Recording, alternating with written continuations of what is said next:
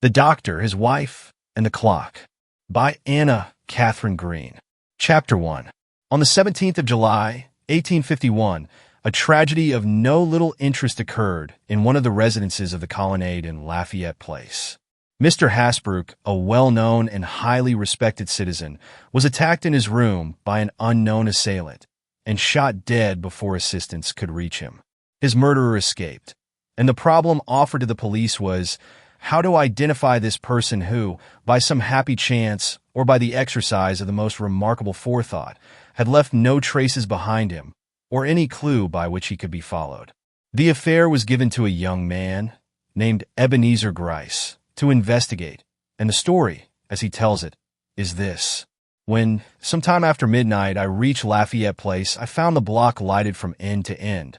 Groups of excited men and women peered from the open doorways and mingled their shadows with those of the huge pillars which adorned the front of this picturesque block of dwellings. The house in which the crime had been committed was near the center of the row, and long before I reached it, I had learned from more than one source that the alarm was first given to the street by a woman's shriek, and secondly by the shouts of an old man-servant who had appeared, in a half-dressed condition, at the window of Mr. Hasbrouck's room, crying, "Murder! Murder!" But when I had crossed the threshold, I was astonished at the paucity of the facts to be gleaned from the inmates themselves. The old servitor, who was the first to talk, had only this account of the crime to give. The family, which consisted of Mr. Hasbrouck, his wife, and 3 servants, had retired for the night at the usual hour and under the usual auspices. At 11 o'clock the lights were all extinguished, and the whole household asleep, with the possible exception of Mr. Hasbrouck himself, who, being a man of large business responsibilities, was frequently troubled with insomnia. Suddenly Mrs. Hasbrouck woke with a start. Had she dreamed the words that were ringing in her ears, or had they been actually uttered in her hearing? They were short, sharp words full of terror and menace, and she had nearly satisfied herself that she had imagined them, when there came, from somewhere near the door, a sound she neither understood nor could interpret, but which filled her with inexplicable terror and made her afraid to breathe or even to stretch forth her hand toward her husband, whom she supposed to be sleeping at her side. At length another strange sound, which she was sure was not due to her imagination, drove her to make an attempt to rouse him, when she was horrified to find that she was alone in the bed and her husband nowhere within reach. Filled now with something more than nervous apprehension, she flung herself to the floor and tried to penetrate, with frenzied glances, the surrounding darkness. But the blinds and shutters both having been carefully closed by Mr. Hasbrouck before retiring, she found this impossible, and she was about to sink in terror to the floor when she heard a low gasp on the other side of the room, followed by the suppressed cry, "God, what have I done?" The voice was a strange one, but before the fear aroused by this fact could culminate in a shriek of dismay, she caught the sound of retreating footsteps, and, eagerly listening, she heard them descend the stairs and depart by the front door. Had she known what had occurred, had there been no doubt in her mind as to what lay in the darkness on the other side of the room, it is likely that at the noise caused by the closing front door, she would have made at once for the balcony that opened out from the window before which she was standing, and taken one look at the flying figure below. But her uncertainty as to what lay hidden from her by the darkness chained her feet to the floor, and there is no knowing when she would have moved, if a carriage had not at that moment passed down Astor Place, bringing with it a sense of companionship which broke the spell that held her, and gave her strength to light the gas, which was in ready reach of her hand. As the sudden blaze illuminated the room, revealing in a burst the old familiar walls and well-known pieces of furniture, she felt for a moment as if released from some heavy nightmare and restored to the common experiences of life. But in another instant her former dread returned, and she found herself quaking at the prospect of passing around the foot of the bed into that part of the room which was as yet hidden from her eyes.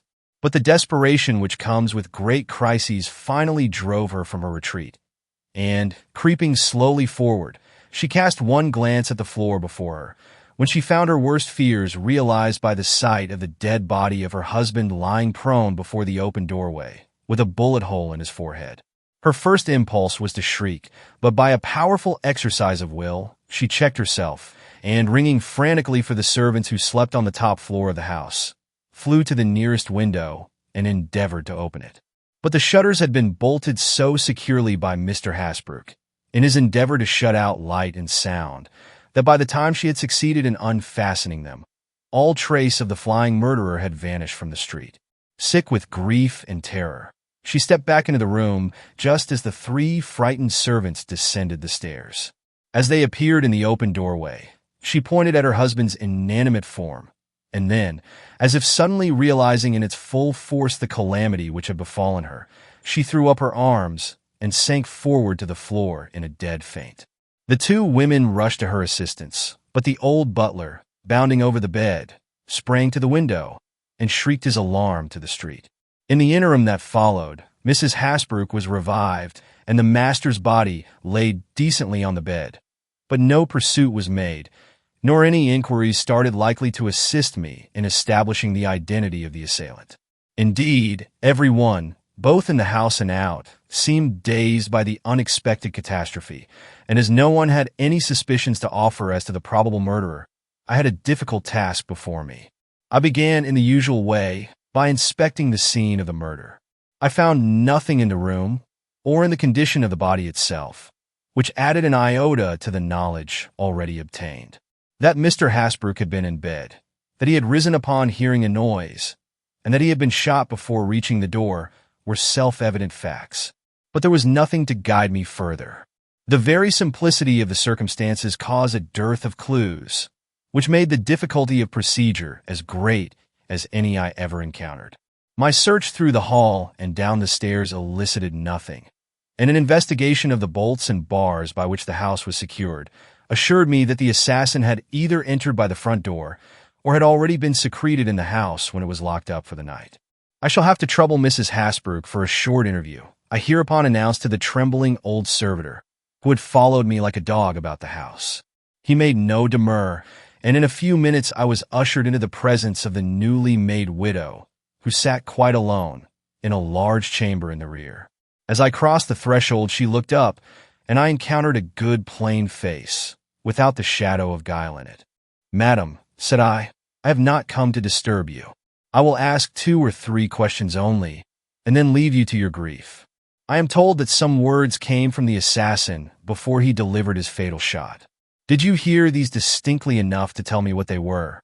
"I was sound asleep," said she, "and dreamt, as I thought, that a fierce, strange voice cried somewhere to someone, 'Ah, you did not expect me.'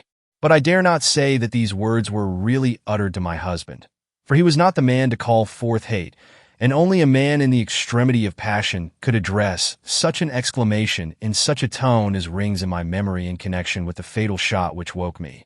But that shot was not the work of a friend, I argued. If, as these words seemed to prove, the assassin had some other motive than gain in his assault, then your husband had an enemy, though you never suspected it." "Impossible," was her steady reply, uttered in the most convincing tone. "The man who shot him was a common burglar, and frightened at having been betrayed into murder, fled without looking for booty. I am sure I heard him cry out in terror and remorse, 'God, what have I done?' Was that before you left the side of the bed?" "Yes. I did not move from my place till I heard the front door close. I was paralyzed by my fear and dread." "Are you in the habit of trusting to the security of a latchlock only in the fastening of your front door at night?" "I am told that the big key was not in the lock, and that the bolt at the bottom of the door was not drawn." "The bolt at the bottom of the door is never drawn. Mr. Hasbrouck was so good a man, he never mistrusted anyone. That is why the big lock was not fastened. The key, not working well, he took it some days ago to the locksmith, and when the latter failed to return it, he laughed and said he thought no one would ever think of meddling with his front door." "Is there more than one night key to your house?" I now asked. She shook her head. "And when did Mr. Hasbrouck last use his?" "Tonight, when he came home from prayer meeting," she answered and burst into tears. Her grief was so real and her loss so recent that I hesitated to afflict her by further questions. So returning to the scene of the tragedy, I stepped out upon the balcony which ran in front. Soft voices instantly struck my ears. The neighbors on either side were grouped in front of their own windows, and were exchanging the remarks natural under the circumstances. I paused as in duty bound and listened. but I heard nothing worth recording and would have instantly re-entered the house if I had not been impressed by the appearance of a very graceful woman who stood at my right. She was clinging to her husband, who was gazing at one of the pillars before him in a strange, fixed way, which astonished me till he attempted to move, and then I saw that he was blind.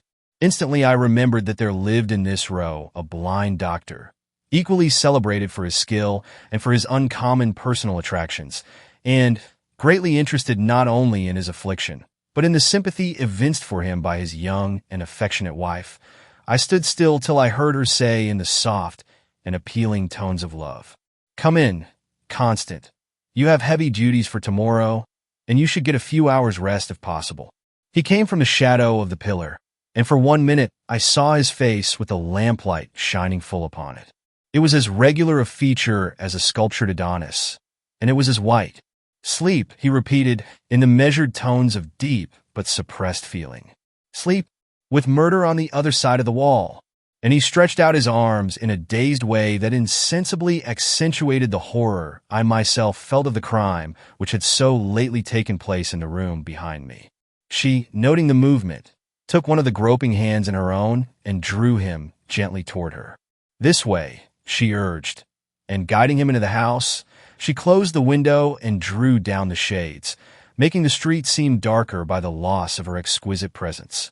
This may seem a digression, but I was at the time a young man of 30 and much under the dominion of woman's beauty. I was therefore slow in leaving the balcony and persistent in my wish to learn something of this remarkable couple before leaving Mr. Hasbrook's house. The story told me was very simple. Dr. Zabriskie had not been born blind, but had become so after a grievous illness which had stricken him down soon after he received his diploma.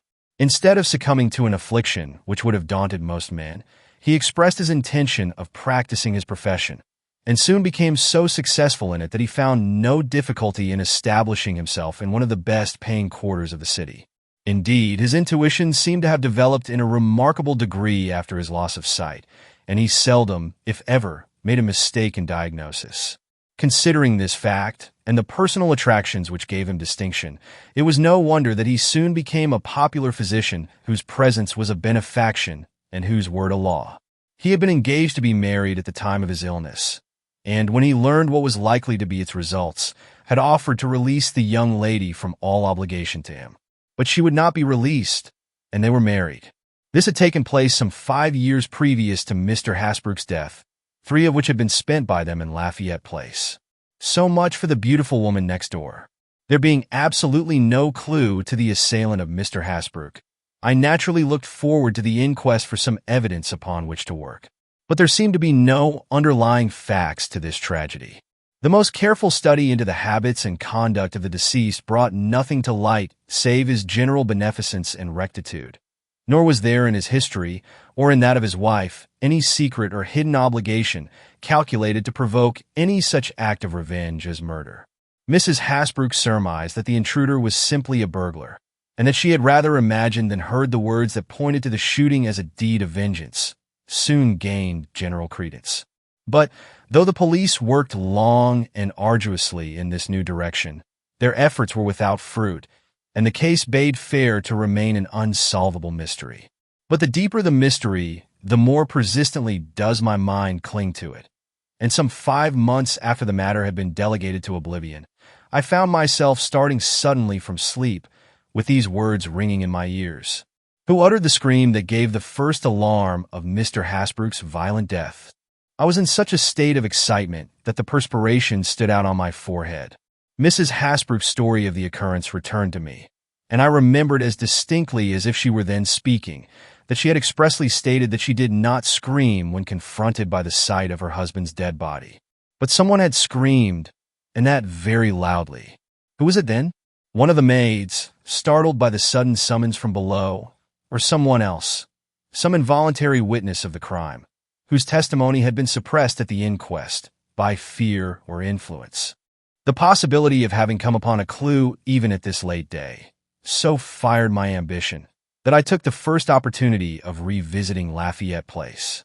Choosing such persons as I thought most open to my questions, I learned that there were many who could testify to having heard a woman's shrill scream on that memorable night just prior to the alarm given by old Cyrus, but no one who could tell from whose lips it had come.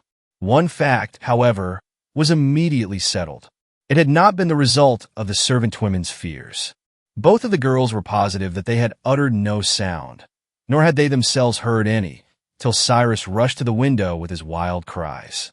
As the scream, by whomever given, was uttered before they descended the stairs, I was convinced by these assurances that it had issued from one of the front windows, and not from the rear of the house, where their own rooms lay. Could it be that it had sprung from the adjoining dwelling, and that? My thoughts went no further, but I made up my mind to visit the doctor's house at once. It took some courage to do this, for the doctor's wife had attended the inquest, and her beauty, seen in broad daylight, had worn such an aspect of mingled sweetness and dignity that I hesitated to encounter it under any circumstances likely to disturb its pure serenity. But a clue, once grasped, cannot be lightly set aside by a true detective, and it would have taken more than a woman's frown to stop me at this point. So I rang Dr. Zabrisky's bell. I am 70 years old now, and am no longer daunted by the charms of a beautiful woman. But I confess that when I found myself in the fine reception parlor on the first floor, I experienced no little trepidation at the prospect of the interview which awaited me. But as soon as the fine, commanding form of the doctor's wife crossed the threshold, I recovered my senses and surveyed her with as direct a gaze as my position allowed. For her aspect bespoke a degree of emotion that astonished me. And even before I spoke, I perceived her to be trembling, though she was a woman of no little natural dignity and self-possession.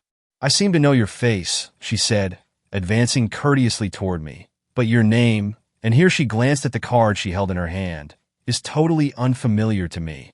"I think you saw me some 18 months ago," said I. "I am the detective who gave testimony at the inquest which was held over the remains of Mr. Hasbrouck." I had not meant to startle her, but at this introduction of myself, I saw her naturally pale cheek turn paler, and her fine eyes, which had been fixed curiously upon me, gradually sink to the floor. Great heaven, thought I, what is this I have stumbled upon? I do not understand what business you can have with me, she presently remarked with a show of gentle indifference that did not in the least deceive me. "I do not wonder," I rejoined. "The crime which took place next door is almost forgotten by the community, and even if it were not, I am sure you would find it difficult to conjecture the nature of the question I have to put to you." "I am surprised," she began, rising in her involuntary emotion and thereby compelling me to rise also. "How can you have any question to ask me on this subject? Yet if you have," she continued, with a rapid change of manner that touched my heart in spite of myself, "I shall, of course, do my best to answer you. There are women whose sweetest tones and most charming smiles only serve to awaken distrust in men of my calling. But Mrs. Zabriskie was not of this number. Her face was beautiful, but it was also candid in its expression, and beneath the agitation which palpably disturbed her, I was sure there lurked nothing either wicked or false. Yet I held fast by the clue which I had grasped, as it were, in the dark, and without knowing whither I was tending, much less whither I was leading her. I proceeded to say, "The question which I presume to put to you as the next-door neighbor of Mr. Hasbrouck is this: who was the woman who screamed out so loudly that the whole neighborhood heard her on the night of that gentleman's assassination?" The gasp she gave answered my question in a way she little realized, and struck as I was by the impalpable links that had led me to the threshold of this hitherto unsolvable mystery, I was about to press my advantage and ask another question, when she quickly started forward and laid her hand on my lips. Astonished, I looked at her inquiringly, but her head was turned aside, and her eyes, fixed upon the door, showed the greatest anxiety. Instantly I realized what she feared. Her husband was entering the house, and she dreaded lest his ears should catch a word of our conversation. Not knowing what was in her mind, and unable to realize the importance of the moment to her, I yet listened to the advance of her blind husband with an almost painful interest. Would he enter the room where we were, or would he pass immediately to his office in the rear? She seemed to wonder too, and almost held her breath as he neared the door, paused, and stood in the open doorway, with his ear turned toward us. As for myself, I remained perfectly still, gazing at his face in mingled surprise and apprehension. For besides its beauty, which was of a marked order, as I have already observed, it had a touching expression which irresistibly aroused both pity and interest in the spectator. This may have been the result of his affliction, or it may have sprung from some deeper cause. But whatever its source, this look in his face produced a strong impression upon me and interested me at once in his personality. Would he enter? Or would he pass on? Her look of silent appeal showed me in which direction her wishes lay. But while I answered her glance by complete silence, I was conscious in some indistinct way that the business I had undertaken would be better furthered by his entrance. The blind have been often said to possess a sixth sense in place of the one they have lost. Though I am sure we made no noise, I soon perceived that he was aware of our presence. Stepping hastily forward, he said, in the high and vibrating tone of restrained passion, "Ellen, are you here?" For a moment I thought she did not mean to answer, but knowing doubtless from experience the impossibility of deceiving him, she answered with a cheerful assent, dropping her hand as she did so from before my lips. He heard the slight rustle which accompanied the movement, and a look I found it hard to comprehend flashed over his features, altering his expression so completely that he seemed another man. "You have someone with you," he declared, advancing another step, but with none of the uncertainty which usually accompanies the movements of the blind. "Some dear friend," he went on, with an almost sarcastic emphasis and a forced smile that had little of gaiety in it. The agitated and distressed blush which answered him could have but one interpretation. He suspected that her hand had been clasped in mine, and she perceived his thought and knew that I perceived it also. Drawing herself up, she moved toward him, saying in a sweet, womanly tone that to me spoke volumes, "It is no friend, Constant, not even an acquaintance. The person whom I now present to you is an agent from the police. He is here upon a trivial errand which will be soon finished, when I will join you in your office." I knew she was but taking a choice between two evils, that she would have saved her husband the knowledge of a detective's presence in the house, if her self-respect would have allowed it, but neither she nor I anticipated the effect which this presentation produced upon him. "A police officer," he repeated, staring with his sightless eyes, as if, in his eagerness to see, he half hoped his lost sense would return. "He can have no trivial errand here. He has been sent by God himself, too." "Let me speak for you," hastily interposed his wife, springing to his side and clasping his arm with a fervor that was equally expressive of appeal and command. Then turning to me, she explained, "Since Mr. Hasbrook's unaccountable death, my husband has been laboring under a hallucination which I have only to mention for you to recognize its perfect absurdity. He thinks, oh, do not look like that, Constant. You know it is a hallucination which must vanish the moment we drag it into broad daylight. That he, the best man in all the world, was himself the assailant of Mr. Hasbrook. Good God! I say nothing of the impossibility of this being so," she went on in a fever of expostulation. "He is blind, and could not have delivered such a shot even if he had desired to. Besides, he had no weapon. But the inconsistency of the thing speaks for itself, and should assure him that his mind is unbalanced and that he is merely suffering from a shock that was greater than we realized. He is a physician and has had many such instances in his own practice. Why, he was very much attached to Mr. Hasbrook. They were the best of friends, and though he insists that he killed him, he cannot give any reason for the deed." At these words the doctor's face grew stern, and he spoke like an automaton repeating some fearful lesson. "I killed him. I went to his room and deliberately shot him. I had nothing against him, and my remorse is extreme. Arrest me, and let me pay the penalty of my crime. It is the only way in which I can obtain peace." Shocked beyond all power of self-control by this repetition of what she evidently considered the unhappy ravings of a madman, she let go his arm and turned upon me in frenzy.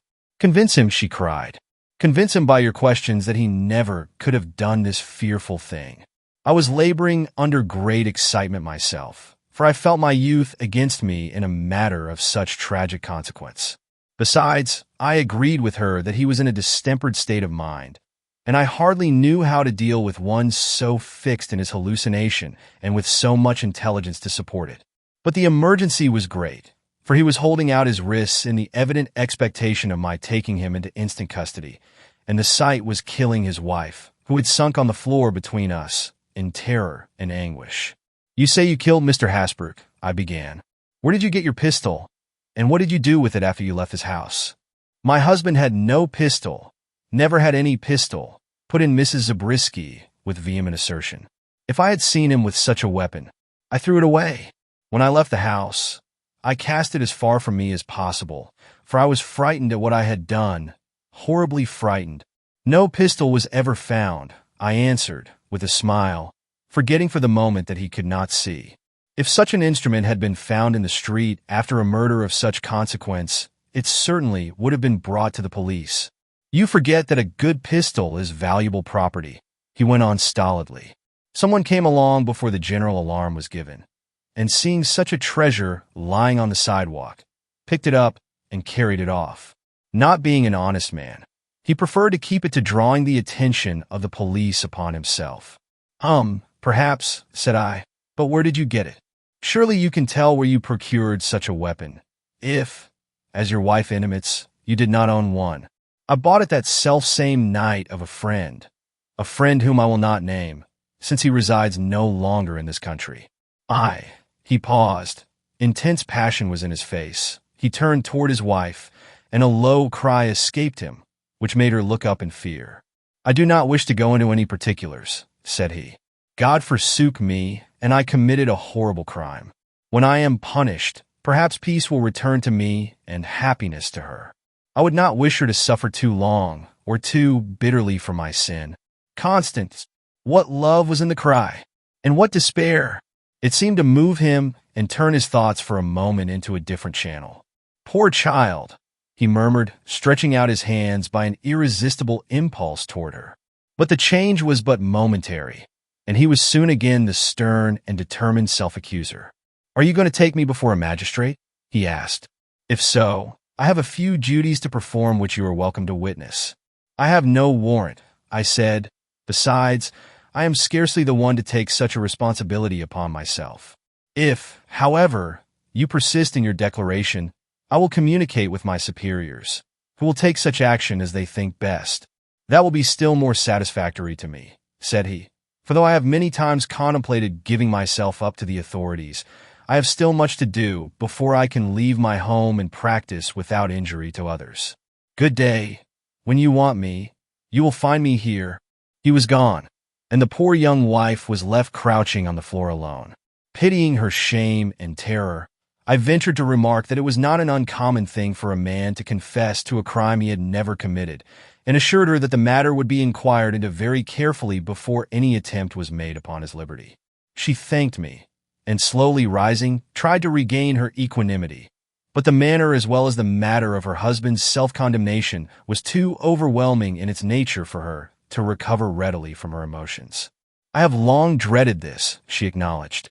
"For months I have foreseen that he would make some rash communication or insane avowal. If I had dared, I would have consulted some physician about this hallucination of his. But he was so sane on other points that I hesitated to give my dreadful secret to the world. I kept hoping that time and his daily pursuits would have their effect and restore him to himself. But his illusion grows, and now I fear that nothing will ever convince him that he did not commit the deed of which he accuses himself. If he were not blind, I would have more hope, but the blind have so much time for brooding. I think he had better be indulged in his fancies for the present," I ventured. "If he is laboring under an illusion, it might be dangerous to cross him." "If," she echoed in an indescribable tone of amazement and dread. "Can you for a moment harbor the idea that he has spoken the truth?" "Madam," I returned, with something of the cynicism of my later years, "what caused you to give such an unearthly scream just before this murder was made known to the neighborhood?" She stared, paled, and finally began to tremble, not, as I now believe, at the insinuation latent in my words, but at the doubts which my question aroused in her own breast. "Did I?" she asked. Then with a great burst of candor, which seemed inseparable from her nature, she continued, "Why do I try to mislead you or deceive myself? I did give a shriek just before the alarm was raised next door, But it was not from any knowledge I had of a crime having been committed, but because I unexpectedly saw before me my husband, whom I supposed to be on his way to Poughkeepsie. He was looking very pale and strange, and for a moment I thought I was beholding his ghost. But he soon explained his appearance by saying that he had fallen from the train and had been only saved by a miracle from being dismembered. And I was just bemoaning his mishap and trying to calm him and myself, when that terrible shout was heard next door of murder. Murder! Coming so soon after the shock he had himself experienced, it quite unnerved him, and I think we can date his mental disturbance from that moment. For he began almost immediately to take a morbid interest in the affair next door, though it was weeks, if not months, before he let a word fall of the nature of those you have just heard. Indeed, it was not till I repeated to him some of the expressions he was continually letting fall in his sleep that he commenced to accuse himself of crime and talk of retribution. You say that your husband frightened you on that night by appearing suddenly at the door when you thought him on his way to Poughkeepsie. Is Dr. Zabriskie in the habit of thus going and coming alone at an hour so late as this must have been? You forget that to the blind, night is less full of perils than the day. Often and often has my husband found his way to his patients' houses alone after midnight. But on this especial evening, he had Harry with him. Harry was his driver, and always accompanied him when he went any distance. Well then, said I, all we have to do is to summon Harry and hear what he has to say concerning this affair. He surely will know whether or not his master went into the house next door. Harry has left us, she said. Dr. Zabriskie has another driver now. Besides, I have nothing to conceal from you. Harry was not with him when he returned to the house that evening, or the doctor would not have been without his portmanteau till the next day. Something, I have never known what, caused them to separate, and that is why I have no answer to give the doctor when he accuses himself of committing a deed on that night, which is wholly out of keeping with every other act of his life. And have you never questioned Harry why they separated, and why he allowed his master to come home alone after the shock he had received at the station? I did not know there was any reason for doing so till long after he left us. And when did he leave? That I do not remember. A few weeks, or possibly a few days, after that dreadful night. And where is he now? Ah, that I have not the least means of knowing. But, she suddenly cried, what do you want of Harry? If he did not follow Dr. Zabriskie to his own door, he could tell us nothing that would convince my husband that he is laboring under an illusion. But he might tell us something which would convince us that Dr. Zabriskie was not himself after the accident that he— Hush! Came from her lips in imperious tones. I will not believe that he shot Mr. Hasbrouck even if you prove him to have been insane at the time. How could he? My husband is blind. It would take a man of very keen sight to force himself into a house that was closed for the night and kill a man in the dark at one shot. Rather, cried a voice from the doorway, it is only a blind man who could do this. Those who trust to eyesight must be able to catch some glimpse of the mark they aim at. And this room, as I've been told, was without a glimmer of light. But the blind trust to sound, and as Mr. Hasbrouck spoke, "Oh," burst from the horrified wife. Is there no one to stop him when he speaks like that? Chapter 2. When I related to my superiors the details of the foregoing interview, two of them coincided with the wife in thinking that Dr. Zabriskie was in an irresponsible condition of mind, which made any statement of his questionable. But the third seemed disposed to argue the matter, and, casting me an inquiring look, seemed to ask what my opinion was on the subject. Answering him, as if he had spoken, I gave my conclusion as follows. That whether insane or not, Dr. Zabriskie had fired the shot which terminated Mr. Hasbrouck's life. It was the inspector's own idea, but it was not shared in by the others, one of whom had known the doctor for years. Accordingly, they compromised by postponing all opinion till they had themselves interrogated the doctor, and I was detailed to bring him before them the next afternoon. He came without reluctance, his wife accompanying him. In the short time which elapsed between their leaving Lafayette Place and entering headquarters, I embraced the opportunity of observing them, and I found the study equally exciting and interesting. His face was calm but hopeless, and his eye, which should have shown a wild glimmer if there was truth in his wife's hypothesis, was dark and unfathomable, but neither frenzied nor uncertain. He spake but once and listened to nothing, though now and then his wife moved as if to attract his attention, and once even stole her hand toward his, in the tender hope that he would feel its approach and accept her sympathy. But he was deaf as well as blind, and sat wrapped up in thoughts which she, I know, would have given worlds to penetrate. Her countenance was not without its mystery also. She showed in every lineament passionate concern and misery, and a deep tenderness from which the element of fear was not absent. But she, as well as he, betrayed that some misunderstanding, deeper than any I had previously suspected, drew its intangible veil between them and made the near proximity in which they sat at once a heart-piercing delight and an unspeakable pain.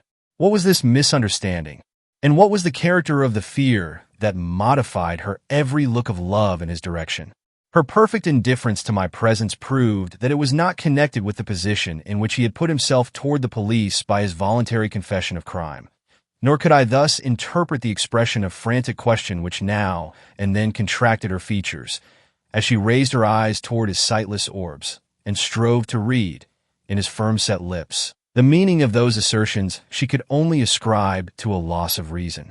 The stopping of the carriage seemed to awaken both from thoughts that separated rather than united them. He turned his face in her direction, and she, stretching forth her hand, prepared to lead him from the carriage, without any of that display of timidity which had been previously evident in her manner. As his guide, she seemed to fear nothing; as his lover, everything. There is another and a deeper tragedy underlying the outward and obvious one, was my inward conclusion, as I followed them into the presence of the gentleman awaiting them. Dr. Zabriskie's appearance was a shock to those who knew him. So was his manner, which was calm, straightforward, and quietly determined. "I shot Mr. Hasbrouck," was his steady affirmation, given without any show of frenzy or desperation. "If you ask me why I did it, I cannot answer. If you ask me how, I am ready to state all that I know concerning the matter." "But, Dr. Zabriskie," interposed his friend, "the why is the most important thing for us to consider just now. If you really desire to convince us that you committed the dreadful crime of killing a totally inoffensive man, you should give us some reason for an act so opposed to all your instincts and general conduct." But the doctor continued unmoved. "I had no reason for murdering Mr. Hasbrouck. 100 questions can elicit no other reply. You had better keep to the how." A deep-drawn breath from the wife answered the looks of the three gentlemen to whom this suggestion was offered. "You see, that breath seemed to protest that he is not in his right mind." I began to waver in my own opinion, and yet the intuition which has served me in cases as seemingly impenetrable as this bade me beware of following the general judgment. "Ask him to inform you how he got into the house," I whispered to Inspector D., who sat nearest me. Immediately the inspector put the question I had suggested. "By what means did you enter Mr. Hasbrouck's house at so late an hour as this murder occurred?" The blind doctor's head fell forward on his breast, and he hesitated for the first and only time. "You will not believe me," said he, "but the door was ajar when I came to it. Such things make crime easy. It is the only excuse I have to offer for this dreadful deed. The front door of a respectable citizen's house ajar at 11:30 at night." It was a statement that fixed in all minds the conviction of the speaker's irresponsibility. Mrs. Zabriskie's brow cleared, and her beauty became for a moment dazzling as she held out her hands in irrepressible relief toward those who were interrogating her husband. I alone kept my impassibility. A possible explanation of this crime had flashed like lightning across my mind, an explanation from which I inwardly recoiled, even while I was forced to consider it. "Dr. Zabriskie," remarked the inspector who was most friendly to him, "such old servants as those kept by Mr. Hasbrouck do not leave the front door ajar at 12 o'clock at night." "Yet ajar it was," repeated the blind doctor, with quiet emphasis, "and finding it so, I went in. When I came out again, I closed it. Do you wish me to swear to what I say? If so, I am ready." What could we reply?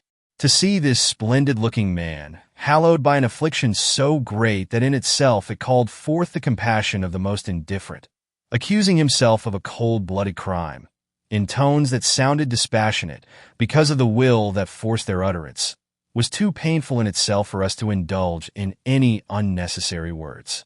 Compassion took the place of curiosity, and each and all of us turned involuntary looks of pity upon the young wife pressing so eagerly to his side. For a blind man, ventured one, the assault was both deft and certain. Are you accustomed to Mr. Hasbrook's house, that you found your way with so little difficulty to his bedroom? I am accustomed, he began. But here his wife broke in with irrepressible passion. He is not accustomed to that house. He has never been beyond the first floor. Why do you question him? Do you not see? His hand was on her lips. Hush, he commanded. You know my skill in moving about a house. How I sometimes deceive those who do not know me into believing that I can see, by the readiness with which I avoid obstacles and find my way even in strange and untried scenes. Do not try to make them think I am not in my right mind, or you will drive me into the very condition you deprecate. His face, rigid, cold, and set, looked like that of a mask. Hers, drawn with horror and filled with question that was fast taking the form of doubt, bespoke an awful tragedy from which more than one of us recoiled. Can you shoot a man dead without seeing him? Asked the superintendent, with painful effort. Give me a pistol, and I will show you, was the quick reply. A low cry came from the wife. In a drawer near to every one of us there lay a pistol, but no one moved to take it out. There was a look in the doctor's eye which made us fear to trust him with a pistol just then. We will accept your assurance that you possess a skill beyond that of most men, returned the superintendent.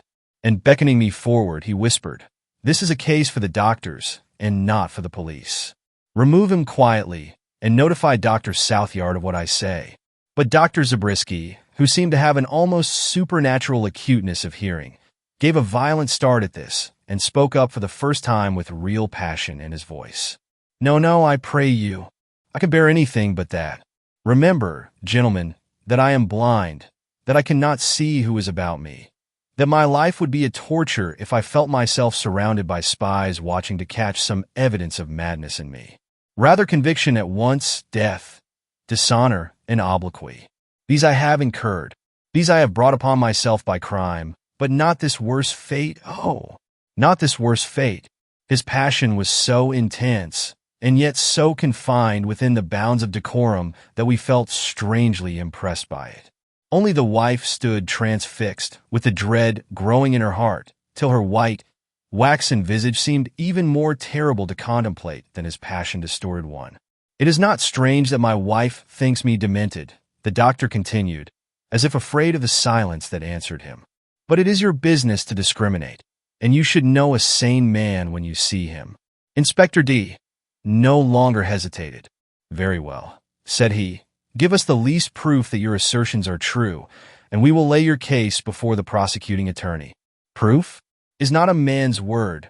No man's confession is worth much without some evidence to support it. In your case, there is none. You cannot even produce the pistol with which you assert yourself to have committed the deed. True. I was frightened by what I had done, and the instinct of self-preservation led me to rid myself of the weapon in any way I could. But someone found this pistol. Someone picked it up from the sidewalk of Lafayette Place on that fatal night. Advertise for it. Offer a reward. I will give you the money. Suddenly, he appeared to realize how all this sounded. Alas, cried he, I know the story seems improbable. All I say seems improbable, but it is not the probable things that happen in this life, but the improbable, as you should know, who every day dig deep into the heart of human affairs. Were these the ravings of insanity? I began to understand the wife's terror. I bought the pistol, he went on, of alas. I cannot tell you his name. Everything is against me. I cannot adduce one proof. Yet she, even she, is beginning to fear that my story is true. I know it by her silence, a silence that yawns between us like a deep and unfathomable gulf. But at these words her voice rang out with passionate vehemence. No, it is false. I will never believe that your hands have been plunged in blood. You are my own pure-hearted constant, cold, perhaps, and stern, but with no guilt upon your conscience, save in your own wild imagination. Helen, you are no friend to me, he declared, pushing her gently aside. Believe me innocent, but say nothing to lead these others to doubt my word. And she said no more, but her looks spoke volumes. The result was that he was not detained, though he prayed for instant commitment. He seemed to dread his own home and the surveillance to which he instinctively knew he would henceforth be subjected. To see him shrink from his wife's hand as she strove to lead him from the room was sufficiently painful. But the feeling thus aroused was nothing to that with which we observed the keen and agonized expectancy of his look as he turned and listened for the steps of the officer who followed him. "I shall never again know whether or not I am alone," was his final observation as he left our presence. I said nothing to my superiors of the thoughts I had had while listening to the above interrogatories. A theory had presented itself to my mind which explained in some measure the mysteries of the doctor's conduct, but I wished for time and opportunity to test its reasonableness before submitting it to their higher judgment. And these seemed likely to be given me, for the inspectors continued divided in their opinion of the blind physician's guilt, and the district attorney, when told of the affair, pooh-poohed it without mercy and declined to stir in the matter unless some tangible evidence were forthcoming to substantiate the poor doctor's self-accusations. "If guilty, why does he shrink from giving his motives?" said he. "And if so anxious to go to the gallows, why does he suppress the very facts calculated to send him there? He is as mad as a March hare, and it is to an asylum he should go and not to a jail." In this conclusion, I failed to agree with him, and as time wore on my suspicions took shape and finally ended in a fixed conviction. Dr. Zabriskie had committed the crime he avowed, but let me proceed a little further with my story before I reveal what lies beyond that. But notwithstanding Dr. Zabriskie's almost frenzied appeal for solitude, a man had been placed in surveillance over him in the shape of a young doctor skilled in diseases of the brain. This man communicated more or less with the police, and one morning I received from him the following extracts from the diary he had been ordered to keep. "The doctor is settling into a deep melancholy from which he tries to rise at times, but with only indifferent success. Yesterday, he wrote around to all his patients for the purpose of withdrawing his services on the plea of illness. But he still keeps his office open, and today I had the opportunity of witnessing his reception and treatment of the many sufferers who came to him for aid. I think he was conscious of my presence, though an attempt had been made to conceal it, for the listening look never left his face from the moment he entered the room, and once he rose and passed quickly from wall to wall, groping with outstretched hands into every nook and corner, and barely escaping contact with the curtain behind which I was hidden. But if he suspected my presence, he showed no displeasure at it, wishing perhaps for a witness to his skill in the treatment of disease. And truly I never beheld a finer manifestation of practical insight in cases of a more or less baffling nature than I beheld in him today. He is certainly a most wonderful physician, and I feel bound to record that his mind is as clear for business as if no shadow had fallen upon it. Dr. Zabriskie loves his wife, but in a way that tortures both himself and her.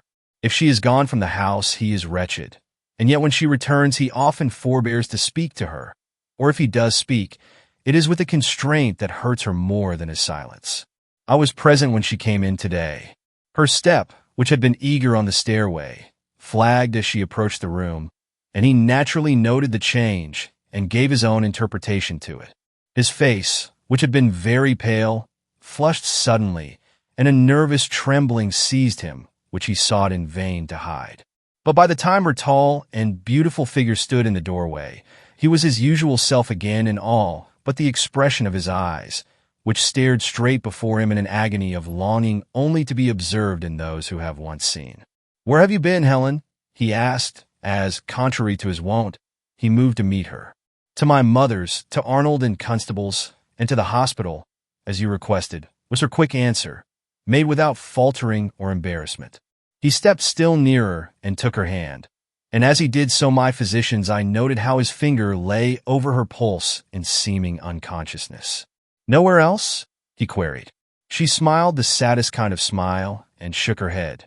Then, remembering that he could not see this movement, she cried in a wistful tone, "Nowhere else, Constant. I was too anxious to get back." I expected him to drop her hand at this, but he did not, and his fingers still rested on her pulse. "And whom did you see while you were gone?" he continued. She told him, naming over several names. "You must have enjoyed yourself," was his cold comment, as he let go her hand and turned away. But his manner showed relief, and I could not but sympathize with the pitiable situation of a man who found himself forced to means like these for probing the heart of his young wife. Yet when I turned toward her, I realized that her position was but little happier than his. Tears are no strangers to her eyes, but those that welled up at this moment seemed to possess a bitterness that promised but little peace for her future. Yet she quickly dried them and busied herself with ministrations for his comfort. If I am any judge of woman, Helen Zabriskie is superior to most of her sex. That her husband mistrusts her is evident, but whether this is the result of the stand she has taken in his regard or only a manifestation of dementia, I have as yet been unable to determine.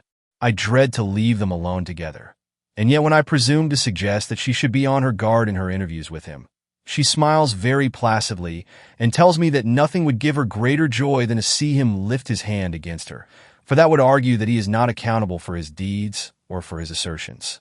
Yet it would be a grief to see her injured by this passionate and unhappy man. You have said that you wanted all details I could give, so I feel bound to say that Dr. Zabriskie tries to be considerate of his wife, though he often fails in the attempt. When she offers herself as his guide, or assists him with his mail, or performs any of the many acts of kindness by which she continually manifests her sense of his affliction, he thanks her with courtesy and often with kindness. Yet I know she would willingly exchange all his set phrases for one fond embrace or impulsive smile of affection. That he is not in the full possession of his faculties would be too much to say.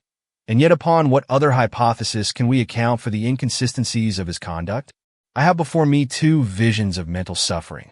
At noon I passed the office door, and looking within, saw the figure of Dr. Zabriskie seated in his great chair, lost in thought or deep in those memories which make an abyss in one's consciousness.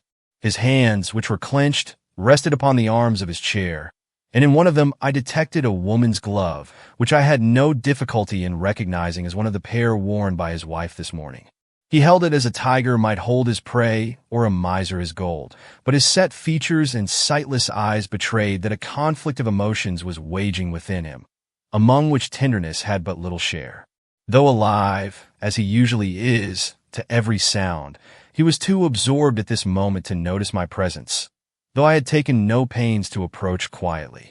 I therefore stood for a full minute watching him, till an irresistible sense of the shame of thus spying upon a blind man in his moments of secret anguish seized upon me, and I turned away.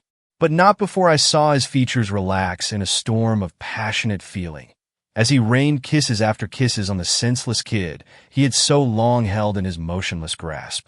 Yet when an hour later he entered the dining room on his wife's arm, there was nothing in his manner to show that he had in any way changed in his attitude toward her. The other picture was more tragic still. I have no business with Mrs. Zabriskie's affairs, but as I passed upstairs to my room an hour ago, I caught a fleeting vision of her tall form, with the arms thrown up over her head in a paroxysm of feeling which made her as oblivious to my presence as her husband had been several hours before.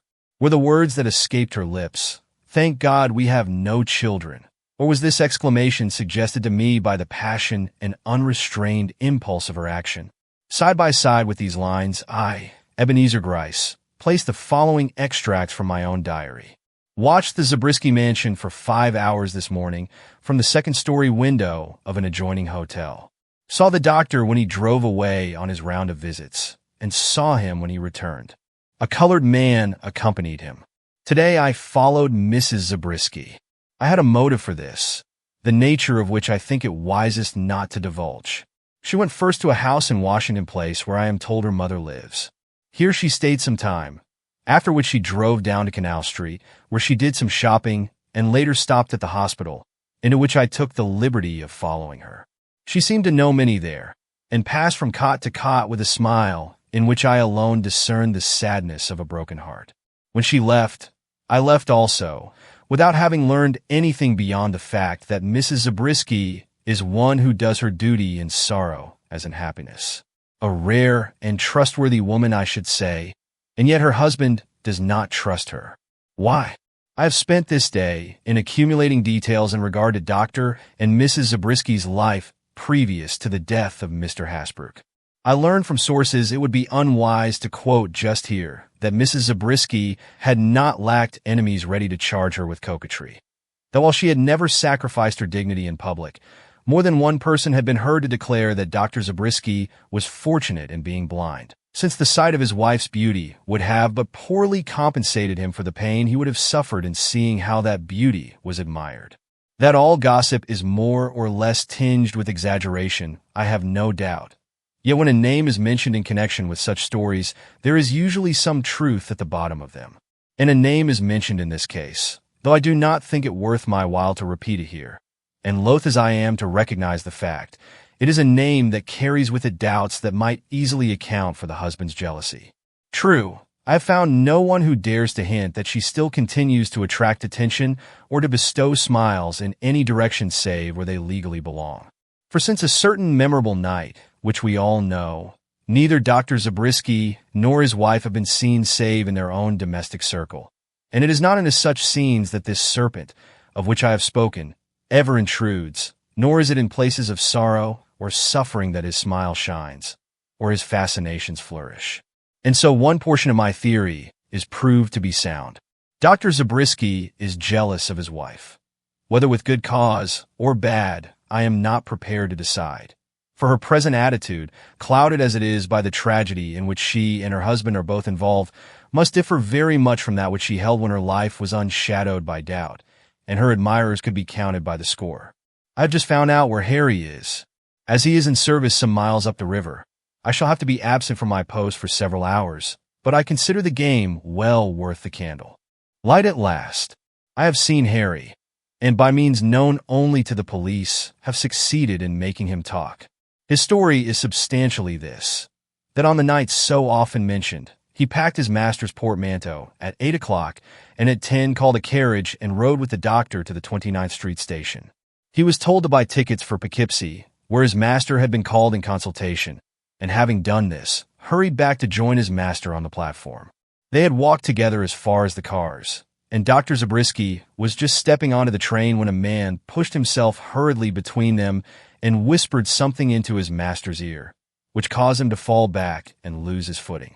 Dr. Zabriskie's body slid half under the car, but he was withdrawn before any harm was done, though the cars gave a lurch at that moment which must have frightened him exceedingly, for his face was white when he rose to his feet, and when Harry offered to assist him again onto the train, he refused to go and said he would return home and not attempt to ride to Poughkeepsie that night. The gentleman, whom Harry now saw to be Mr. Stanton, an intimate friend of Dr. Zabriskie, smiled very queerly at this, and taking the doctor's arm led him away to a carriage. Harry naturally followed them, but the doctor, hearing his steps, turned and bade him, in a very peremptory tone, to take the omnibus home, and then, as if on second thought, told him to go to Poughkeepsie in his stead and explain to the people there that he was too shaken up by his misstep to do his duty, and that he would be with them next morning. This seemed strange to Harry, but he had no reasons for disobeying his master's orders, and so rode to Poughkeepsie. But the doctor did not follow him the next day. On the contrary, he telegraphed for him to return, and when he got back dismissed him with a month's wages. This ended Harry's connection with the Zabriskie family. A simple story bearing out what the wife has already told us, but it furnishes a link which may prove invaluable. Mr. Stanton, whose first name is Theodore, knows the real reason why Dr. Zabriskie returned home on the night of the 17th of July, 1851. Mr. Stanton, consequently, I must see, and this shall be my business tomorrow. Checkmate. Theodore Stanton is not in this country. Though this points him out as the man from whom Dr. Zabriskie bought the pistol, it does not facilitate my work, which is becoming more and more difficult. Mr. Stanton's whereabouts are not even known to his most intimate friends. He sailed from this country most unexpectedly on the 18th of July a year ago, which was the day after the murder of Mr. Hasbrouck. It looks like a flight, especially as he has failed to maintain open communication even with his relatives. Was he the man who shot Mr. Hasbrouck? No, but he was the man who put the pistol in Dr. Zabriskie's hand that night, and whether he did this with purpose or not, was evidently so alarmed at the catastrophe which followed that he took the first outgoing steamer to Europe. So far, all is clear, but there are mysteries yet to be solved, which will require my utmost tact. What if I should seek out the gentleman with whose name that of Mrs. Zabriskie has been linked, and see if I can in any way connect him with Mr. Stanton or the events of that night? Eureka! I have discovered that Mr. Stanton cherished a mortal hatred for the gentleman above mentioned. It was a covert feeling, but no less deadly on that account. And while it never led him into any extravagances, it was of force sufficient to account for many a secret misfortune which happened to that gentleman. Now, if I can prove he was the Mephistopheles who whispered insinuations into the ear of our blind Faust, I may strike a fact that will lead me out of this maze. But how can I approach secrets so delicate without compromising the woman I feel bound to respect, if only for the devoted love she manifests for her unhappy husband? I shall have to appeal to Joe Smithers. This is something which I always hate to do, but as long as he will take money, and as long as he is fertile in resources for obtaining the truth from people I am myself unable to reach, so long must I make use of his cupidity and his genius. He is an honorable fellow in one way, and never retails as gossip what he acquires for our use. How will he proceed in this case? And by what tactics will be gained the very delicate information which we need? I own that I am curious to see. I shall really have to put down at length the incidents of this night. I always knew that Joe Smithers was invaluable to the police, but I really did not know he possessed talents of so high an order. He wrote me this morning that he had succeeded in getting Mr. T, as promised, to spend the evening with him, and advised me that if I desired to be present also, his own servant would not be at home, and that an opener of bottles would be required. As I was very anxious to see Mr. T with my own eyes, I accepted the invitation to play the spy upon a spy, and went at the proper hour to Mr. Smithers's rooms, which are in the university building. I found them picturesque in the extreme. Piles of books stacked here and there to the ceiling made nooks and corners which could be quite shut off by a couple of old pictures that were set in immovable frames that swung out or in at the whim or convenience of the owner. As I liked the dark shadows cast by these pictures, I pulled them both out and made such other arrangements as appeared likely to facilitate the purpose I had in view. Then I sat down and waited for the two gentlemen who were expected to come in together. They arrived almost immediately, whereupon I rose and played my part with all necessary discretion. While ridding Mr. T of his overcoat, I stole a look at his face. It is not a handsome one, but it boasts of a gay, devil-may-care expression which doubtless makes it dangerous to many women, while his manners are especially attractive, and his voice the richest and most persuasive that I ever heard. I contrasted him, almost against my will, with Dr. Zabriskie, and decided that with most women the former's undoubted fascinations of speech and bearing would outweigh the latter's great beauty and mental endowments. But I doubted if they would with her. The conversation which immediately began was brilliant but desultory, for Mr. Smithers, with an airy lightness for which he is remarkable, introduced topic after topic, perhaps for the purpose of showing off Mr. T.'s versatility, and perhaps for the deeper and more sinister purpose of shaking the kaleidoscope of talk so thoroughly that the real topic which we were met to discuss should not make an undue impression on the mind of his guest. Meanwhile 1, 2, 3 bottles passed, and I saw Joe Smithers's eye grow calmer and that of Mr. T more brilliant and more uncertain. As the last bottle showed signs of failing, Joe cast me a meaning glance, and the real business of the evening began. I shall not attempt to relate the half-dozen failures which Joe made in endeavoring to elicit the facts we were in search of, without arousing the suspicion of his visitor. I am only going to relate the successful attempt. They had been talking now for some hours, and I, who had long before been waved from their immediate presence, was hiding my curiosity and growing excitement behind one of the pictures, when suddenly I heard Joe say, "He has the most remarkable memory I ever met. He can tell to a day when any notable event occurred." "Shaw," answered his companion, who, by the by, was known to pride himself upon his own memory for dates. "I can state where I went and what I did on every day in the year. That may not embrace what you call notable events, but the memory required is all the more remarkable, is it not?" "Pooh," was his friend's provoking reply. "You are bluffing, Ben. I will never believe that." Mr. T, who had passed by this time into that state of intoxication which makes persistence in an assertion a duty as well as a pleasure, threw back his head, and as the wreaths of smoke rose in airy spirals from his lips, reiterated his statement, and offered to submit to any test of his vaunted powers which the other might dictate. "You have a diary," began Joe. "Which is at home," completed the other. "Will you allow me to refer to it tomorrow, if I am suspicious of the accuracy of your recollections?" "Undoubtedly," returned the other. "Very well. Then, I will wager you a cool 50 that you cannot tell where you were between the hours of 10 and 11 on a certain night which I will name." "Done!" cried the other, bringing out his pocketbook and laying it on the table before him. Joe followed his example and then summoned me. "Write a date down here," he commanded, pushing a piece of paper toward me, with a look keen as the flash of a blade. "Any date, man," he added, as I appeared to hesitate in the embarrassment I thought natural under the circumstances. "Put down day, month, and year. Only don't go too far back. Not farther than 2 years." Smiling with the air of a flunky admitted to the sports of his superiors, I wrote a line and laid it before Mr. Smithers, who at once pushed it with a careless gesture toward his companion.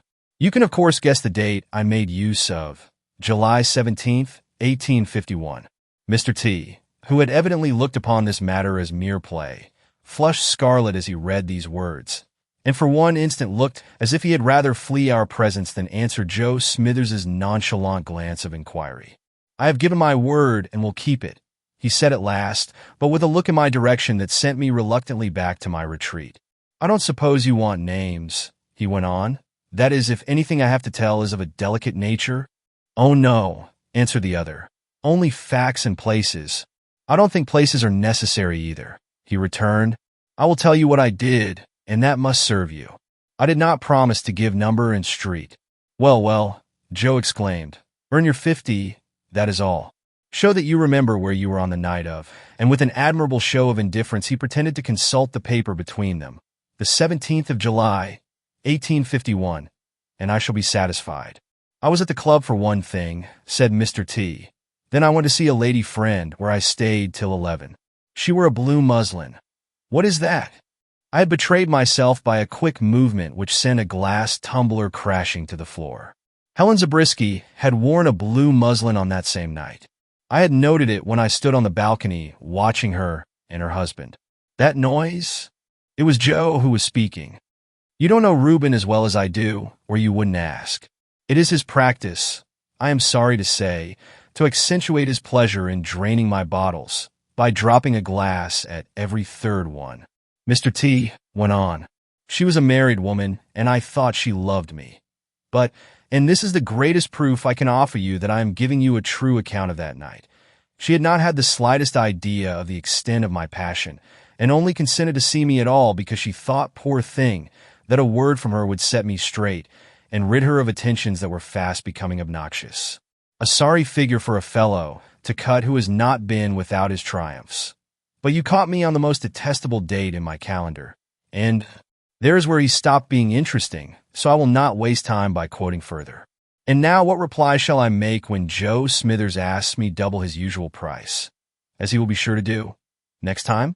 Has he not earned in advance? I really think so. I have spent the whole day in weaving together the facts I have gleaned and the suspicions I have formed into a consecutive whole likely to present my theory in a favorable light to my superiors. But just as I thought myself in shape to meet their inquiries, I received an immediate summons into their presence, where I was given a duty to perform of so extraordinary and unexpected a nature that it effectually drove from my mind all my own plans for the elucidation of the Zabriskie mystery. This was nothing more or less than to take charge of a party of people who were going to the Jersey Heights for the purpose of testing Dr. Zabriskie's skill with a pistol. Chapter 3. The cause of this sudden move was soon explained to me. Mrs. Zabriskie, anxious to have an end put to the present condition of affairs, had begged for a more rigid examination into her husband's state. This being accorded, a strict and impartial inquiry had taken place, with a result not unlike that which followed the first one. 3 out of his 4 interrogators judged him insane, and could not be moved from their opinion, though opposed by the verdict of the young expert who had been living in the house with him. Dr. Zabriskie seemed to read their thoughts, and showing extreme agitation, begged as before for an opportunity to prove his sanity by showing his skill in shooting.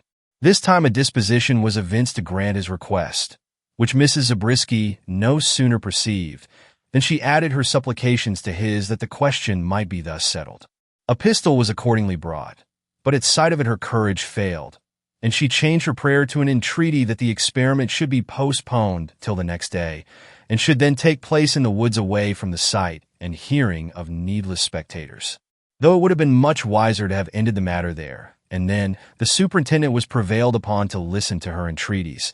And thus it was that I came to be a spectator, if not a participator, in the final scene of this most somber drama. There are some events which impress the human mind so deeply that their memory mingles with all after experiences. Though I have made it a rule to forget as soon as possible the tragic episodes into which I am constantly plunged, there is one scene in my life which will not depart at my will. And that is the sight which met my eyes from the bow of the small boat in which Dr. Zabriskie and his wife were rowed over to Jersey on that memorable afternoon. Though it was by no means late in the day, the sun was already sinking, and the bright red glare which filled the heavens and shone full upon the faces of the half-dozen persons before me added much to the tragic nature of the scene, though we were far from comprehending its full significance. The doctor sat with his wife in the stern, and it was upon their faces my glance was fixed.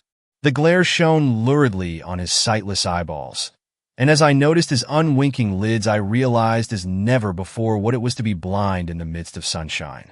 Her eyes, on the contrary, were lowered, but there was a look of hopeless misery in her colorless face which made her appearance infinitely pathetic, and I felt confident that if he could only have seen her, he would not have maintained the cold and unresponsive manner which chilled the words on her lips and made all advance on her part impossible.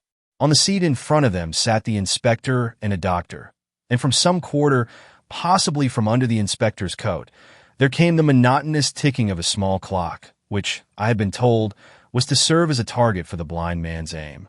This tickling was all I heard, though the noise and bustle of a great traffic was pressing upon us on every side. And I am sure it was all that she heard, as, with hand pressed to her heart and eyes fixed on the opposite shore, she waited for the event which was to determine whether the man she loved was a criminal or only a being afflicted of God, and worthy of her unceasing care and devotion. As the sun cast its last scarlet gleam over the water, the boat grounded, and it fell to my lot to assist Mrs. Zabriskie up the bank. As I did so, I allowed myself to say, "I am your friend, Mrs. Zabriskie," and was astonished to see her tremble and turn toward me with a look like that of a frightened child. But there was always this characteristic blending in her countenance of the childlike and the severe, such as may so often be seen in the faces of nuns, and beyond an added pang of pity for this beautiful but afflicted woman, I let the moment pass without giving it the weight it perhaps demanded. The doctor and his wife had a long talk last night, was whispered in my ear as we wound our way along into the woods. I turned and perceived at my side the expert physician, portions of whose diary I have already quoted. He had come by another boat, but it did not seem to heal whatever breach lies between them. He proceeded. Then in a quick, curious tone, he asked, "Do you believe this attempt on his part is likely to prove anything but a farce?" "I believe he will shatter the clock to pieces with his first shot," I answered, and could say no more, for we had already reached the ground which had been selected for this trial at arms, and the various members of the party were being placed in their several positions. The doctor, to whom light and darkness were alike, stood with his face toward the western glow, and at his side were grouped the inspector and the two physicians. On the arm of one of the latter hung Dr. Zabriskie's overcoat, which he had taken off as soon as he reached the field. Mrs. Zabriskie stood at the other end of the opening, near a tall stump, upon which it had been decided that the clock should be placed when the moment came for the doctor to show his skill. She had been accorded the privilege of setting the clock on this stump, and I saw it shining in her hand as she paused for a moment to glance back at the circle of gentlemen who were awaiting her movements. The hands of the clock stood at 5 minutes to 5, though I scarcely noted the fact at the time, for her eyes were on mine, and as she passed me she spoke. "If he is not himself, he cannot be trusted. Watch him carefully, and see that he does no mischief to himself or others. Be at his right hand, and stop him if he does not handle his pistol properly." I promised, and she passed on, setting the clock upon the stump and immediately drawing back to a suitable distance at the right, where she stood, wrapped in her long dark cloak, quite alone. Her face shone ghastly white, even in its environment of snow-covered boughs which surrounded her. And, noting this, I wished the minutes fewer between the present moment and the hour of 5, at which he was to draw the trigger. "Dr. Zabriskie," quoth the inspector, "we have endeavored to make this trial a perfectly fair one. You are to have one shot at a small clock which has been placed within a suitable distance, and which you are expected to hit, guided only by the sound which it will make in striking the hour of 5. Are you satisfied with the arrangement?" "Perfectly. Where is my wife?" "On the other side of the field, some 10 paces from the stump upon which the clock is fixed." He bowed, and his face showed satisfaction. "May I expect the clock to strike soon?" "In less than 5 minutes," was the answer. "Then let me have the pistol. I wish to become acquainted with its size and weight." We glanced at each other, then across at her. She made a gesture. It was one of acquiescence. Immediately, the inspector placed the weapon in the blind man's hand. It was at once apparent that the doctor understood the instrument, and my last doubt vanished as to the truth of all he had told us. "Thank God I am blind this hour, and cannot see her," fell unconsciously from his lips. Then, before the echo of these words had left my ears, he raised his voice and observed calmly enough, considering that he was about to prove himself a criminal in order to save himself from being thought a madman. "Let no one move. I must have my ears free for catching the first stroke of the clock." And he raised the pistol before him. There was a moment of torturing suspense and deep, unbroken silence. My eyes were on him, and so I did not watch the clock, but suddenly I was moved by some irresistible impulse to note how Mrs. Zabriskie was bearing herself at this critical moment, and, casting a hurried glance in her direction, I perceived her tall figure swaying from side to side, as if under an intolerable strain of feeling. Her eyes were on the clock, the hands of which seemed to creep with snail-like pace along the dial, when unexpectedly, and a full minute before the minute hand had reached the stroke of 5, I caught a movement on her part, saw the flash of something round and white show for an instant against the darkness of her cloak, and was about to shriek warning to the doctor, when the shrill, quick stroke of a clock rang out on the frosty air, followed by the ping and flash of a pistol. A sound of shattered glass, followed by a suppressed cry, told us that the bullet had struck the mark. But before we could move or rid our eyes of the smoke which the wind had blown into our faces, there came another sound which made our hair stand on end and sent the blood back in terror to our hearts. Another clock was striking. The clock which we now perceived was still standing upright on the stump where Mrs. Zabriskie had placed it. Whence came the clock, then, which had struck before the time and been shattered for its pains? One quick look told us. On the ground, 10 paces at the right, lay Helen Zabriskie, a broken clock at her side, and in her breast a bullet which was fast sapping the life from her sweet eyes. We had to tell him there was such pleading in her looks, and never shall I forget the scream that rang from his lips as he realized the truth. Breaking from our midst, he rushed forward and fell at her feet as if guided by some supernatural instinct. "Helen," he shrieked, "what is this? Were not my hands dyed deep enough in blood that you should make me answerable for your life also?" Her eyes were closed, but she opened them.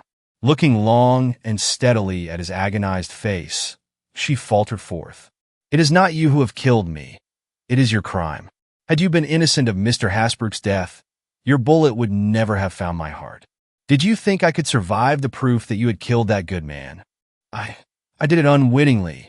Hush," she commanded, with an awful look which, happily, he could not see. "I had another motive. I wished to prove to you, even at the cost of my life, that I loved you, had always loved you, and not." It was now his turn to silence her. His hand crept over her lips, and his despairing face turned itself blindly toward us. "Go," he cried. "Leave us. Let me take a last farewell of my dying wife, without listeners or spectators." Consulting the eye of the physician who stood beside me, and seeing no hope in it, I fell slowly back. The others followed, and the doctor was left alone with his wife. From the distant position we took, we saw her arms creep round his neck, saw her head fall confidingly on his breast, Then silence settled upon them and upon all nature, the gathering twilight deepening, till the last glow disappeared from the heavens above and from the circle of leafless trees which enclosed this tragedy from the outside world. But at last there came a stir, and Dr. Zabriskie, rising up before us, with the dead body of his wife held closely to his breast, confronted us with a countenance so rapturous that he looked like a man transfigured. "I will carry her to the boat," said he. "Not another hand shall touch her. She was my true wife, my true wife." And he towered into an attitude of such dignity and passion that for a moment he took on heroic proportions, and we forgot that he had just proved himself to have committed a cold-blooded and ghastly crime. The stars were shining when we again took our seats in the boat. And if the scene of our crossing to Jersey was impressive, what shall be said of that of our return? The doctor, as before, sat in the stern, an awesome figure, upon which the moon shone with a white radiance that seemed to lift his face out of the surrounding darkness and set it, like an image of frozen horror, before our eyes.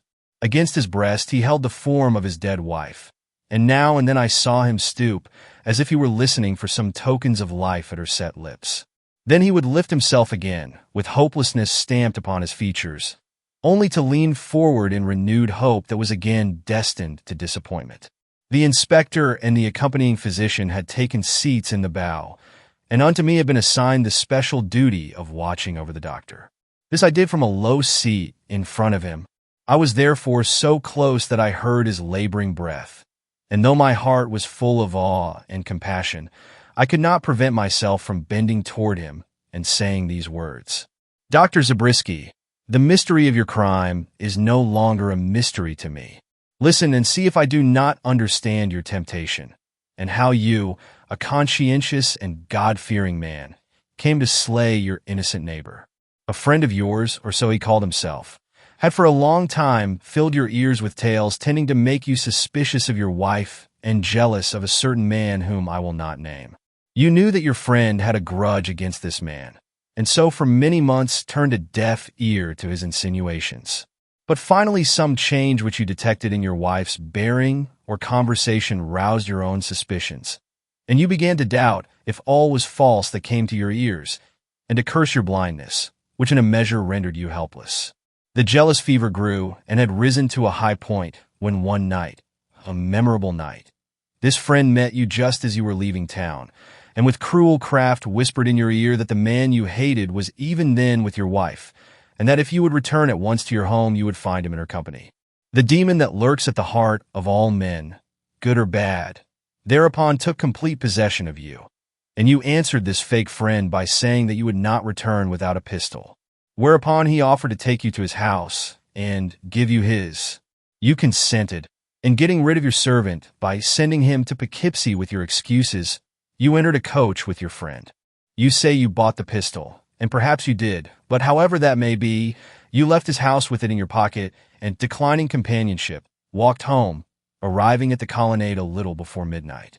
Ordinarily, you have no difficulty in recognizing your own doorstep, but, being in a heated frame of mind, you walked faster than usual and so passed your own house and stopped at that of Mr. Hasbrook's, one door beyond. As the entrances of these houses are all alike, there was but one way by which you could have made yourself sure that you had reached your own dwelling, and that was by feeling for the doctor's sign at the side of the door. But you never thought of that. Absorbed in dreams of vengeance, your sole impulse was to enter by the quickest means possible. Taking out your night key, you thrust it into the lock. It fitted, but it took strength to turn it, so much strength that the key was twisted and bent by the effort.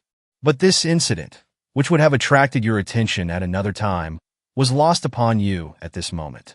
An entrance had been effected, and you were in too excited a frame of mind to notice at what cost, or to detect the small differences apparent in the atmosphere and furnishings of the two houses, trifles which would have arrested your attention under other circumstances, and made you pause before the upper floor had been reached. It was while going up the stairs that you took out your pistol, so that by the time you arrived at the front room door you held it ready cocked and drawn in your hand. For, being blind, you feared escape on the part of your victim, and so waited for nothing but the sound of a man's voice before firing. When, therefore, the unfortunate Mr. Hasbrook, roused by this sudden intrusion, advanced with an exclamation of astonishment. You pulled the trigger, killing him on the spot. It must have been immediately upon his fall that you recognized from some word he uttered, or from some contact you may have had with your surroundings, that you were in the wrong house and had killed the wrong man. For you cried out, in evident remorse, "God, what have I done?" and fled without approaching your victim. Descending the stairs, you rushed from the house, closing the front door behind you and regaining your own without being seen. But here you found yourself baffled in your attempted escape by two things. First, by the pistol you still held in your hand, and secondly, by the fact that the key upon which you depended for entering your own door was so twisted out of shape that you knew it would be useless for you to attempt to use it. What did you do in this emergency? You have already told us, though the story seemed so improbable at the time. You found nobody to believe it but myself. The pistol you flung far away from you down the pavement, from which, by one of those rare chances which sometimes happen in this world, it was presently picked up by some late passerby of more or less doubtful character. The door offered less of an obstacle than you anticipated, for when you turned to it again you found it, if I am not greatly mistaken, ajar, left so, as we have reason to believe, by one who had gone out of it but a few minutes before in a state which left him but little master of his actions. It was this fact which provided you with an answer when you were asked how you succeeded in getting into Mr. Hasbrook's house after the family had retired for the night. Astonished at the coincidence, but hailing with gladness the deliverance which it offered, you went in and ascended at once into your wife's presence. And it was from her lips, and not from those of Mrs. Hasbrook, that the cry arose which startled the neighborhood and prepared men's minds for the tragic words which were shouted a moment later from the next house. But she who uttered the scream knew of no tragedy save that which was taking place in her own breast. She had just repulsed a dastardly suitor, and, seeing you enter so unexpectedly in a state of unaccountable horror and agitation, was naturally stricken with dismay, and thought she saw your ghost, or, what was worse, a possible avenger. While you, having failed to kill the man you sought, and having killed a man you esteemed, let no surprise on her part lure you into any dangerous self-betrayal. You strove instead to soothe her, and even attempted to explain the excitement under which you labored, by an account of your narrow escape at the station, till the sudden alarm from next door distracted her attention, and sent both your thoughts and hers in a different direction. Not till conscience had fully awakened and the horror of your act had time to tell upon your sensitive nature, did you breathe forth those vague confessions, which, not being supported by the only explanations which would have made them credible, led her, as well as the police, to consider you affected in your mind. Your pride as a man, and your consideration for her as a woman, kept you silent, but did not keep the worm from preying upon your heart. Am I not correct in my surmises, Dr. Zabriskie, and is not this the true explanation of your crime? With a strange look, he lifted up his face. "Hush," said he, "you will awaken her. See how peacefully she sleeps. I should not like to have her awakened now. She is so tired, and I have not watched over her as I should." Appalled at his gesture, his look, his tone, I drew back, and for a few minutes no sound was to be heard but the steady dip-dip of the oars and the lap-lap of the waters against the boat. Then there came a quick uprising, the swaying before me of something dark and tall and threatening, and before I could speak or move, or even stretch forth my hands to stay him, the seat before me was empty, and darkness had filled the place where but an instant previous he had sat, a fearsome figure, erect and rigid as a sphinx. What little moonlight there was only served to show us a few rising bubbles, marking the spot where the unfortunate man had sunk with his much-loved burden. We could not save him. As the widening circles fled farther and farther out, the tide drifted us away, and we lost the spot which had seen the termination of one of Earth's saddest tragedies. The bodies were never recovered. The police reserved to themselves the right of withholding from the public the real facts which made this catastrophe an awful remembrance to those who witnessed it. A verdict of accidental death by drowning answered all purposes, and saved the memory of the unfortunate pair from such calumny as might have otherwise assailed it. It was the least we could do for two beings whom circumstances had so greatly afflicted.